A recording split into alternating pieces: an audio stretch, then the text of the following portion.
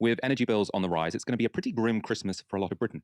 But there's one group who are about to have a bumper new year: bankers. That's after Chancellor Jeremy Hunt announced a package of measures to loosen restrictions on how the city conducts its business. The changes amount to the biggest shake-up of financial regulation in 30 years. And the government says they'll make the city more competitive internationally. But many of the restrictions being dropped were brought in after the 2008 financial crash, and they were supposed to help prevent another one. So isn't this a dangerous move? That's a question Sky News put to the Chancellor.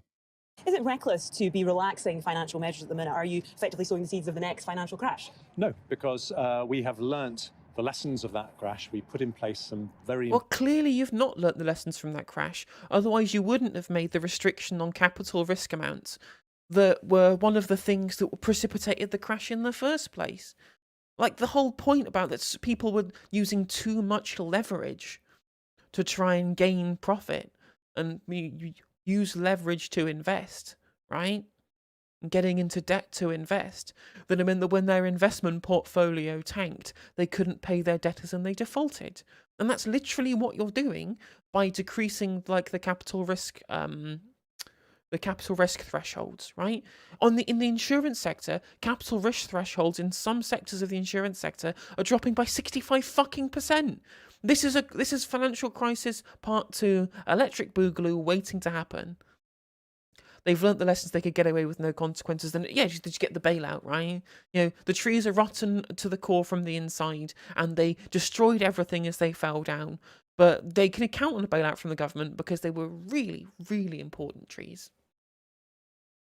Important guardrails, which will remain, but the banks have become much healthier financially since... The guardrails were the capital risk thresholds, Jeremy. That's the whole point, is having the capital risk thresholds, is to stop people from using too much leverage to engage in kind of debt-financed investment portfolios.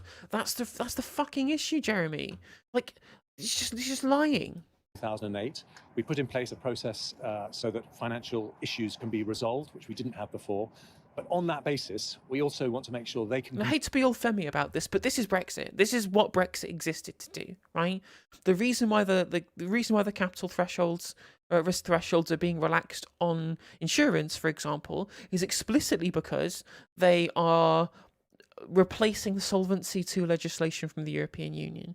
This is why people were so desperate to get us out of the European Union, is because they wanted to ensure that they could make things as easy as they could for bankers and for the financial interests to be able to gamble as irresponsibly as possible off the backs of our hard-earned money. That's why they want to leave the European Union. It was nothing to do with sovereignty. It was nothing to do with creating our own laws. It was nothing to do with the tyranny of the anti-democratic European Union. I mean, whether or not those are legitimate points, I will leave up to the audience. But the actual people pushing for leaving the European Union were exactly that. Just people who wanted to ensure that they could be able to circumvent the capital controls put in place to be able to ensure that things like the global financial crisis don't happen again. And people fucking fell for that shit. There's definitely money to be made from taking dodgy transactions. Well, exactly, yeah. That's why the GFC happened in the first place, right? Compete with other financial centres, whether it's the United States or Asia. And Scotland is in a fantastic place to do that. And that's why these reforms will make a big difference.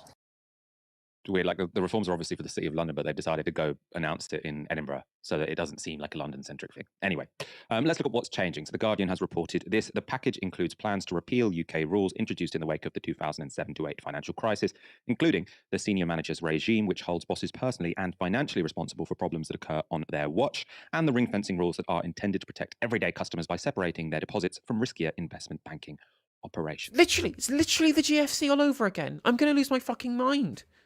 It's like, that's especially when you start off with they're repealing the rules introduced after the financial crisis. I'm like, why do you think they were introduced in the fucking first place? This is mind-blowingly stupid what they're doing here, right? The whole point of holding bosses personally and fiscally and financially responsible for the issues of what happens during these financial economic crises is because it means that it incentivizes them to be less risky and to engage in far more interaction with policy in their own bank to try and stop these nonsense transactions happening in the future. This is this, along with their replacement of Solvency II, is the grounds for another gigantic crisis.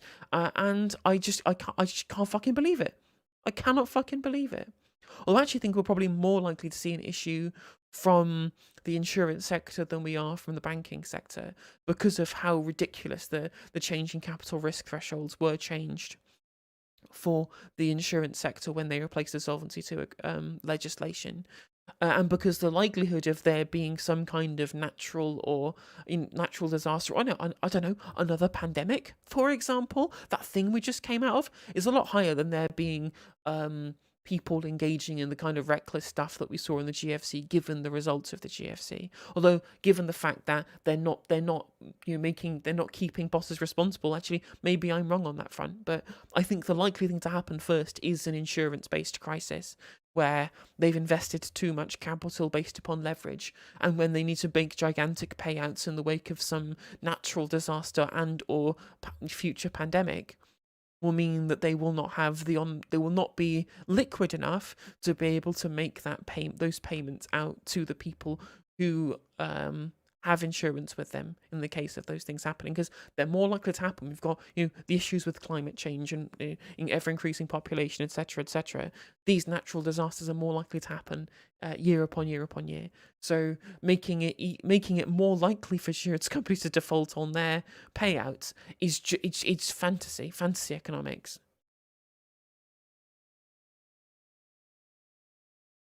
I mean, I have a sentence that involves words that you've used in your sentence, JDM, about the banking sector, but I wouldn't put it in that order that you've put them in.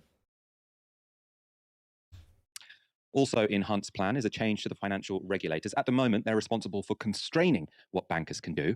Under new rules, the regulators will also be charged with making sure that British banks are internationally competitive. So that could mean having regulators telling bankers to take more risks. A little odd. John Vickers was chief literally exactly the GFC all over again. Economist at the Bank of England. He said this to Radio 4's The World at One. The competitiveness of the UK economy as a whole matters enormously to us all. And in terms of financial services, vital for that whole economy competitiveness is safe and sound financial institutions, banks, insurance companies, and all the rest, and financial markets that work efficiently and with integrity. And the financial regulators' existing objectives are already aimed at precisely those things. So I see very little point in adding a new, albeit secondary, competitiveness objective, particularly one which in the draft, in the bill, is slanted towards the financial services sector. I do not think that sector, important though it is for us all, should get special treatment in terms of the angling of that objective. The risk is that it would lead regulators to cut slack to this one sector, the financial services sector, and that could rebound very negatively on the rest of us, on the economy as a whole.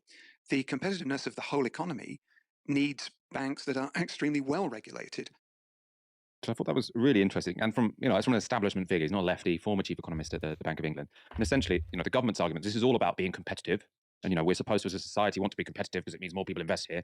And what he's explaining is actually to have a competitive economy in general, what you need is a relatively stable financial sector. Look at Germany, for example, right? So they don't have the riskiest banks. They don't have the biggest financial sector. But that's actually quite good for the rest of their economy, because it means that, you don't just have a completely speculative asset-fueled economy.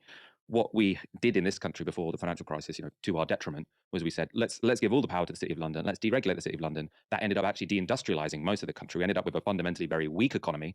But it was good for some people. It was good for some people in the City of London. Yeah, Kev made a really good point when we were speaking about this previously, and he described it as the country running on fumes. And I think that's a really good analogy for the over-financialisation of the economy. If our issue is low productivity, why are we not just increasing our manufacturing sector rather than in continually relying on a bloated financial services sector that doesn't actually produce anything to fucking begin with? It's just nonsense. This is, again, as I said before, it's fantasy economics. The idea that somehow the Conservative Party can be treated as the party of economic competence must surely be absolutely fucking dead after the last fucking 12 years. It has to fucking die. Even when the chief hack at the Bank of Neoliberal Hacks agrees, we're in trouble 100%, right? And so making the City of London more competitive, which means bringing more money into the City of London, doesn't necessarily make the economy more competitive, but our government is still doing it anyway.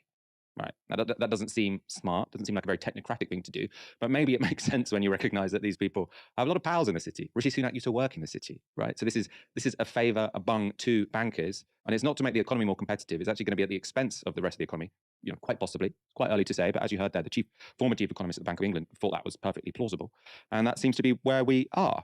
Ash, you wrote the Cortado on this issue this morning. A very interesting piece. What's your take?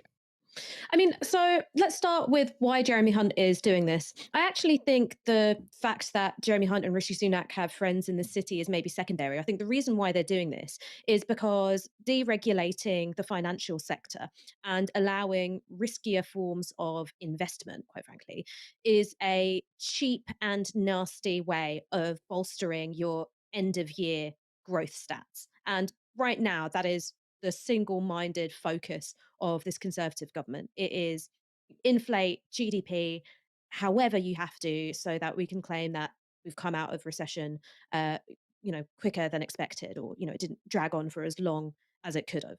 So I think that that's why they're doing this. It's a way of going, okay, well, you deregulate the city, you've got riskier forms of financial transaction involving larger sums of money, and ultimately that's not going to benefit the rest of the country, but it's not meant to.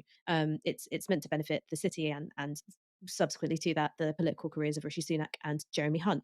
But when you look at the changes that they're bringing in, I do think that they're incredibly dangerous. They might not be dangerous in an immediate sense, a period of, 2 to 5 years, but long term, they really could be. So if you weaken the ring fencing, which protects everyday retail banking customers like me and you, it stops our 100% JDM. I was making that comment before, right? Actually, John Byrne Murdoch at the FT does really good work. I advise following him. And he talks about inequality. He did a really good article about inequality in the FT. So it's well worth following John Byrne Murdoch on Twitter. And they've been doing so much stuff about how economically nonsensical what the Conservatives are doing is, and also what Labour are proposing in response as well, but less so than the Tories, I guess. And the FT being far to the left of typical commentary because it's actually expected to provide advice on the economy that's grounded in reality. I mean, obviously that lends us a lot of credence, but one of the breakthrough guys on Twitter, I forget his name, I think it's called Ed, responded to me and made a really good point. It's like, well, the FT know that nobody who matters is going to read anything that they write because it's all internal industry-based stuff rather than propagandizing consent manufacturing for the public, right? So they know that they can print stuff that's based in reality rather than as propaganda, because they know that the people that need to hear the propaganda aren't actually going to read it, right? So they can afford to be truthful, which I find quite interesting. Tory deregulation can end two ways. One is painfully and the other is quickly and spectacularly painfully true. I do think that Ash and Michael are missing a lot of the... I mean, maybe they're going to catch in the second half of the segment. I think they really are missing the Brexit angle here, and I hate... Maybe the FPPs are just right about this. I hate to cede ground to the most irritating group of bellends on Twitter. But as I was saying previously, this is the true Brexit that you're seeing now. Charter cities, free ports, financial deregulation, right? That was the real reason that Brexit was pushed. There was nothing to do with any of the reasons why people actually voted for it, sadly. But for better or for worse, whether you think those reasons are good or bad, I'm not going to comment. But if you actually want to have a real discussion about why Brexit was pushed, it was because of this stuff. And that's why when we were speaking with Curtis from Turn Left about this previously with Kevin Logan, Curtis made the point that, well, that's why he came down on the side of Remain. Nothing to do but with his new belief in the European Union as an institution, because most leftists would disagree with the European Union based upon their political and socioeconomic goals. But when the only movement that you have to oppose the European Union is one based upon, hyper-libertarian disaster capitalism, it is on a utilitarian basis, it is best to oppose these things, right? And that's why I fundamentally agree with Curtis's position in that regard. Because there was a left-wing case for leaving the European Union, and Eddie Dempsey from the RMT I think he was the one who filed a court case against the Electoral Commission for making Leave.eu and the Vote Leave campaigns being the one getting Electoral Commission funding to fight for Leave on the referendum ballot, because they were both incredibly far-right, I said, hyper-disaster capitalist people, rather than having a proper, just like on the Remain side, there was a left-wing Remain case and a right-wing Remain case, for example. There was no left-wing and right-wing Leave case that was made officially by the Electoral Commission. It was only hyper-partisan, far-right Brexit positions that were being given electoral funding by the media.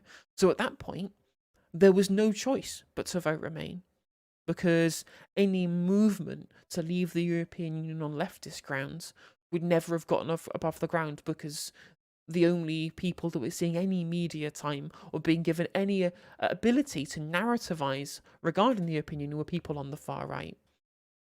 You understand the Lexit argument in a vacuum, just not with the Tories. 100%, 100%. The Tories and the right-wing push for it was a really big issue.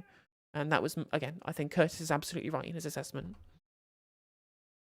Deposits from being used in riskier investment banking, well, that's financial risk which is being borne by us. The bank benefits from being able to play around, gamble with our money, but we're exposed to the risk in a way which could, ruin fractional reserve banking and the consequences of fractional reserve banking. Our lives, destroy our savings. The second thing that they're getting rid of is something which has been really unpopular in the city, but actually makes a lot of sense, which is the senior managers regime. What that means is that if you are at the top level of a bank and there is a massive fuck up on your watch, you lose an awful lot of money, or it turns out there's some kind of malpractice, you've not been doing something right, it means that you as an individual are personally and financially liable for that error. So the idea is that you don't have a level of complacency the way that you did leading up to 2007, 2008, where you had bad debt being packaged up and sold off with good debt, which is why there was so much exposure to the subprime mortgage crisis. You didn't have individuals being held responsible in the same way. And so that's why that change was implemented. And it's quite funny. Like, it's why you have to take this, especially when you look at the global financial crisis that she's talking about there. Like, you kind of have to half blame New Labour and half not. Like, obviously, you can blame them for continuing relying on the financial sector for continual growth figures and relying on the financial sector to be able to pump essentially just pump meaningless money into the economy through the nonsense kind of bets that they were making when they were drunk, essentially. But you also can't really blame New Labour for policy that was originally set into motion by Thatcher. Obviously, they should have repealed it, but they didn't. And also, it's not like Labour told the banks to, invest in subprime mortgages. If you don't want to skewer the New Labour administration, just talk about Iraq, talk about PFIs, right? Talk about ASBOs, talk about you selling off HS1, talk about undermining union efforts, for example, and strike breaking at the docks, etc., etc. There's so many things that you can skewer the Blair administration on. The global financial crisis that mostly wasn't their fault, and also that Brown had a pretty good response to. I think that's a fool's errand. I was interviewing Oliver Bullough a couple of weeks ago, and you can find the video on Novara Media. And one of the things that he said is that the attitude amongst bankers, when it was really clear that a big crash was coming, 2007, 2008, was keep dancing, but stay close to the door. So the idea is that they knew what was going on was hugely risky. They knew that there was going to be a big crash, so that people were going to lose their money, that it was going to severely impact ordinary people. I mean, loads of people were betting against the synthetic success of the market, right? There were huge amounts of people who were taking short positions against all of these financial institutions, specifically because they could see the crash coming. And that's the issue with the financial sector and the greed of neoliberal capitalism, is that you incentivize people instead of getting them to use their position to try to advocate for changing what's going to happen. You just turn it into a massive casino where they go, oh, well, people are going to be miserable, time to cash in. We should have gone full Iceland, 100%. I mean, not full Iceland. We shouldn't have accepted IMF terms on austerity in the way that Iceland did, right? But we definitely should have followed Iceland's lead by sending all of the fucking bankers to jail. people's lives, their livelihoods, their jobs.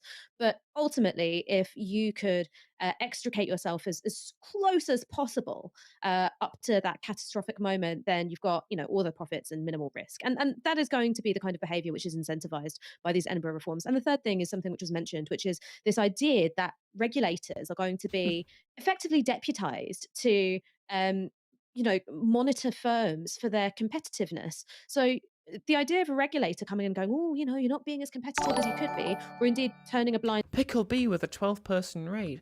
Thank you. Welcome to the Injustice stream. Hope everyone's doing well. Make sure to click my face down in the bottom left, or press F5 to make sure that you are in the chat.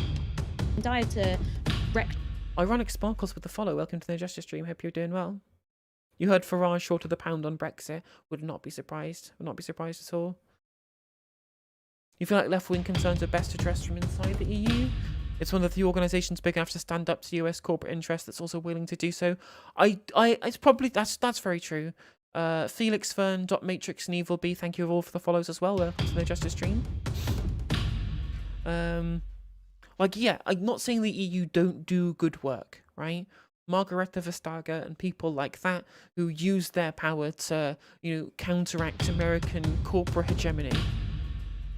They do really good work within the European Union, 100%, I agree with you. For the re-up, Pickle B, thank you very much. Welcome back to the No Justice stream. I hope you're doing well. And I agree with you on that one, Mark. And I take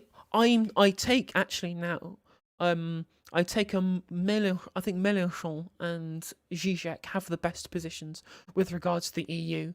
And I think their main position is that, especially from Zizek's perspective, is that the problems that are facing society moving forward and are facing the planet are not individualized into singular countries. That's not the issue that we have currently. The issues are global issues that need to be tackled globally and together. And large diplomatic institutions like the EU help us fight those particular problems that are coming. And it's easier to change them from within than from outside. And Mélenchon particularly believes that the diplomatic nature of the EU is a good thing. It's just a lot of the economic treaties need to be rescinded from, such like the competition laws that make it more difficult for you to be able to engage in nationalisation. I mean, that's why Mick Lynch was so in support of Brexit, as was the rest of the RMT. Now, I disagree with their point of view on that, but I think Mélenchon's position is much more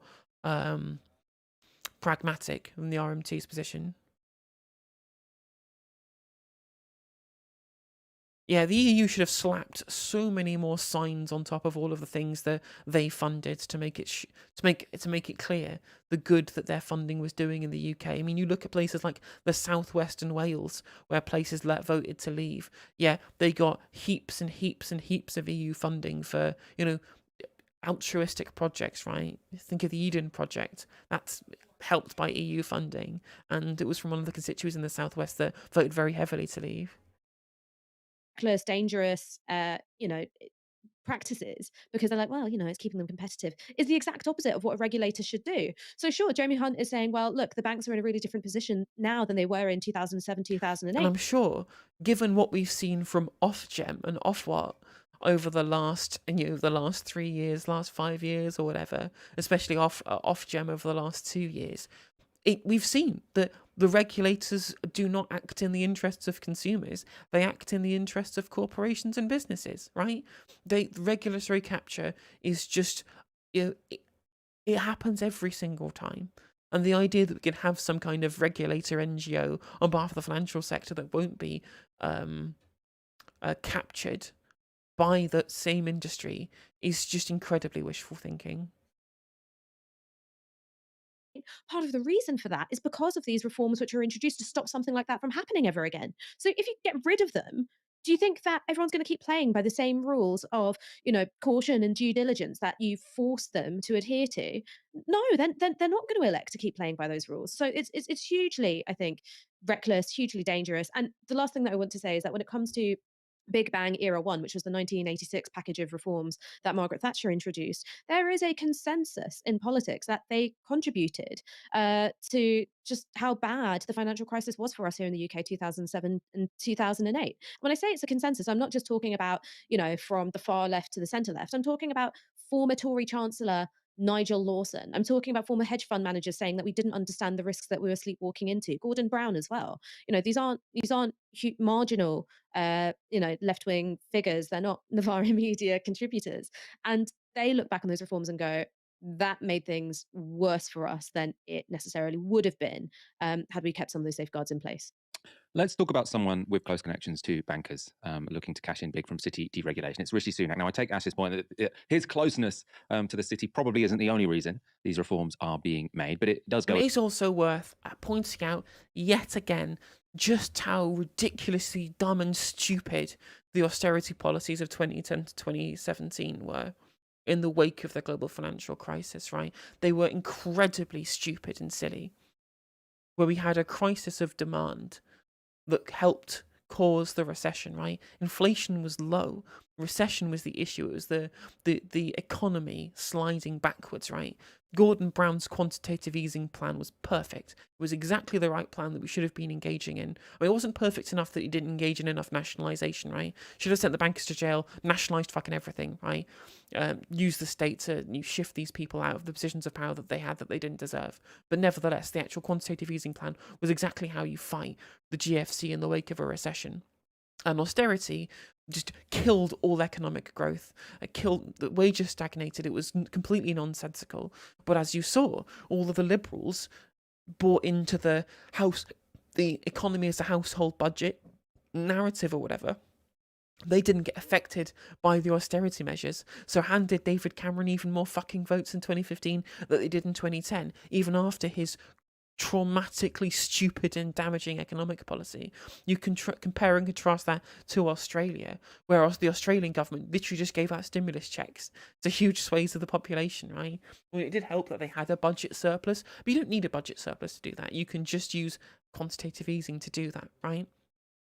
And this position has been, this has been shown to be the correct one. Right? People say, oh, you can't do money printing, blah, blah, have all of these negative or externalities, right? When we literally had an economic crisis 3 months ago where pension funds were going to collapse. So the Bank of England just created billions of pounds out of thin air, right? Because they can do that, because it's a central bank. That's how central banks work. And just bought a bunch of the bonds, right? They bought a bunch of bonds from the pension funds to stop them going under, using money that they conjured out of thin air because of the fact that they're the central bank, right? Did the economy collapse? No, right? It collapsed in other ways, but it wasn't due to the actions of the central bank. It was actions of the central bank that stopped the economy from collapsing, which proves all the MMT is right at the end of the day. So what we should have done is we should have injected stimulus into the economy in 2010 to 2016 when we were coming out of the financial crisis, and it should have been infrastructure projects, etc. 100% sensibilium, right? 100%. It's nonsensical. But again, it all feeds into this nonsense narrative about inflation we have at the moment, where people still run on this Friedmanite QTM monetary theory of inflation, right? Which just doesn't exist in the real world when you look at any advanced economy in 2022. That's just not how economies work nowadays, especially not when the key driver of basically all the inflation that we're seeing at the moment is supply chain issues and base inflation coming from cost push inflation because of the energy crisis, which has had knock-on effects for the rest of the economy. That's why the main things we're seeing spiking in price are energy and food. So it's not a demand-based inflation, right? People aren't spending all their money on food and then having loads of money left over to consume willy-nilly in the marketplace. There's no indicators anywhere that there's demand pull inflation happening whatsoever, right? It's specific things that are inflating in value, the vast majority of them being goods, not services, and specifically goods that are imported. Whereas you look at somewhere like Greece, which has a far more self-sufficient economy, far closer to an autarky, but obviously requires loads of different imports and exports, but they have a lot of internal consumption. They they massively fiscally expanded during lockdown. Yet what's their inflation at? Nowhere near as high as ours is right now. Because we have a massive trade deficit, we rely hugely on imports, the pound is down in value, and the price of these things has gone up because of the war in Ukraine. And shipping chain issues were because of the pandemic as well. You're absolutely right. So the idea that, injecting stimulus into the economy would cause additional inflation is nonsensical. All it would mean is that after having enough money to actually buy our essentials that we're priced out of at the moment, we'll then have additional income to be able to expend on discretionary purchases that are currently not seeing inflationary spikes because they need to keep their prices low because people can't afford them because they haven't got enough money. And that will increase GDP and power the economy, right? If we were at this point where people were just getting paid loads of money and the government was handing out loads of money to everybody to consume willy-nilly in the economy, buying, engaging in loads of discretionary spending already, and then piling stimulus on top of that, then you would have a reasonable argument to make about inflationary pressures coming from demand, but we just clearly do not have that, right? GDP is on the wane because people don't have enough money to actually spend. And the Bank of England raising interest rates to curb demand they're just making everybody poorer for no fucking reason. And it's infuriating that, there's no mechanism for the government to be able to, take control of the BOE's monetary policy and essentially stop them making a bunch of people poorer, which is the irony of the whole Truss administration nonsense, is that they lost loads of support mostly because of the mortgage price increase. That's where they lost most of their support. People having to pay huge amounts more for their mortgages. And that was due to discretionary action from the Bank of England, rather than anything to do with the government's fiscal policy, as ridiculous as it was. Right, the change in gilt values, that was due to poor fiscal policy, but the monetary policy of the Bank of England is the main reason why the Tories are in this shit right now. But obviously they can just legislate at JDM, but I think convention at this point is such a massive change, such as overriding the independence of the Bank of England, would require it to be in a manifesto or to be done by referendum. As far as I'm concerned, I don't think you'd get away with doing it otherwise, especially not if you're a Labour government. Like, the whole point of the independence of the Bank of England is to try and that's what Blair did, is to make it look like Labour could be trusted not to overspend on monetary policy. That's the reason why they did it in the first place. It's supposed to be this fucking checks and balances nonsense on fiscal policy from the government. Without saying, he made millions as a hedge fund manager before becoming an MP. And ironically, well, predictably perhaps, while he's happy to make it easier for his mates to make as much money as they can, he had this to say about ordinary workers trying to improve their conditions. But what I'm not going to do is ask ordinary families up and down the country to pay an extra £1,000 a year to meet the pay demands of the union bosses. That wouldn't be right, and it wouldn't be fair. It's right now that we also look to minimise the disruption on people's lives, and that's why we're looking at tough new laws. OK, so you're looking at everything there. Well, what are we talking about? It was widely briefed to the press that you could be looking at emergency workers end up like the police being banned from strike action. Yes or no? Is that on the table? So I'm not going to get into the details now. We're looking at all options, but what I can say is my priority is to always be reasonable, and that's what we're going to continue to do, but also to make sure... Oh, look at me. I'm wearing a jacket over the top of my sweater and shirt. I'm definitely not a very posh person. ...that we can protect lives and minimise the disruption to people's lives. That's my focus, and that's what we'll work on doing. We're always going to be reasonable as he threatens tough trade union laws standing in front of fighter jets.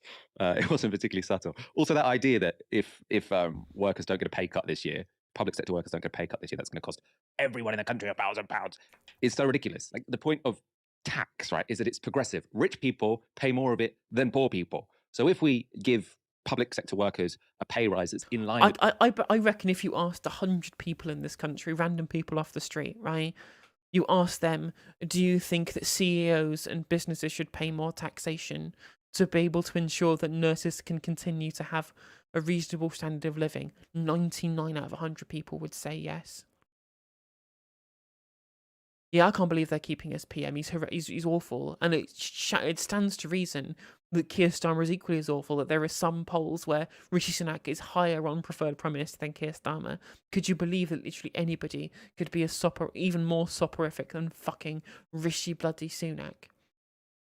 It's absolutely nonsensical. And like, even if you're going from a kind of Keynesian perspective, right, just tax the rich and you could pay for nurses' wages.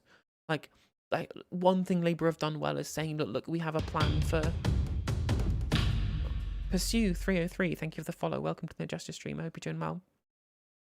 There's at least this case that could be made for taxing, not ending non-dom taxes and ending charitable status of private schools and using the additional money in the exchequer to be able to justify higher wages for nurses, right?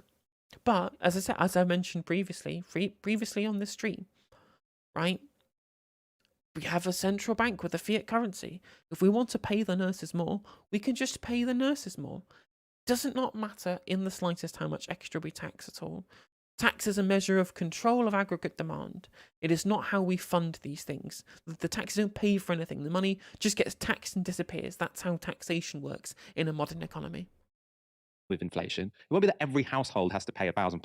It'll be that the very rich have to pay many thousands of pounds. And yeah, we'll all probably have to pay a little bit more in tax, right? But that's sort of, so many of us work in the public sector anyway, right? It'll end up having a sort of multiplier effect. But just this idea, that will be, he knows it's not true. He knows it's not true. Ash, do you think this could backfire? This sort of liberalising rules for the bankers while saying, I'm going to toughen up rules for trade unionists? I think it could, but it won't necessarily. So let me start with the could. I mean, I really don't. I think it'll absolutely. Is already blowing up in Rishi Sunak's face, right? I posted a clip of Peter Stefanovic to TikTok, talking about this and just comparing, extra money for bankers against no money for nurses, and people in the comments were literally calling for revolution and for, obviously the same kind of people calling for general election. But people talk about sending Rishi Sunak to jail, and I'm like, yeah, I agree. You fucking jail these pricks, like 100%, right? And it got huge numbers of views, and people were absolutely incensed in the comments, right? Like, public opinion is clearly turning against this narrative, right? Which makes it even more frustrating that we have such a fucking pathetic excuse for an opposition who are not proposing any actual fucking solutions. I think that measures like this, deregulating the banking sector, claiming that this is an example of the post-Brexit freedoms that people voted for in 2016. What this signals is that there is a quite big departure from the kind of vote leave populism that characterized Boris Johnson's government. So we're not really talking about levelling up, although this bonfire of the regulations is being justified through the idea that will generate more tax revenue for the levelling up agenda. It's taking what's quite straightforwardly conservative neoliberal policy and trying to dress it up in some of the, hand-me-downs of Brexit. But I don't think it's really going to work. You're in a context where you've got real terms wages falling across the board. You've got infrastructure falling apart, particularly outside of London. And you've got strike action, which is really on a scale which we haven't seen for quite some time in this country, in no small part due to the raft of anti-trade union legislation, which was brought in by Margaret Thatcher, because people's living standards are in freefall and the government aren't doing anything about it. And for lots of people who switched their vote to the Conservatives in 2019, and for lots of people who indeed voted Leave in 2016, they're the ones feeling the pinch. They're seeing their own living standards being hit by this current economic crisis. And they're not going to like the idea that it's bankers in the City of London who are getting extra cash to gamble with and fewer responsibilities while they do so. That's at odds directly with the kind of populist rhetoric which delivered the Conservatives their 80-seat majority. So I think that does create a space in politics for a kind of populism which says none of you voted for this, none of you thought that by voting Brexit you would end up with more cash for city fat cats, a lift of the cap on bankers' bonuses, and more exposure to financial risk for you as a retail banking customer. None of you voted for this. But there isn't a Labour Party or indeed a kind of media conversation which is taking up that space. When I was listening to the Today programme this morning, I was stunned by just how complacent and casual they were about this raft of deregulatory measures. They interviewed, I think, a fund manager who was, of course, saying that he was delighted with, this very sensible and prudent and measured package of reforms. Even I was watching BBC News at 6, it was a chorus of voices who were pro the package, and I think it was one lone voice who was against. And then when you look at Labour's response, they are, in fairness, saying that what this could represent is a deregulatory race to the bottom. But it's like they're trying to say it in double voice. So the statement that came from Tulip Sadiq was saying, well, in the city, they don't want a deregulatory race to the bottom. The Tories have promised Big Bang 2.0 many times before. And what people want in the city isn't more broken promises. It's not another, damp squib.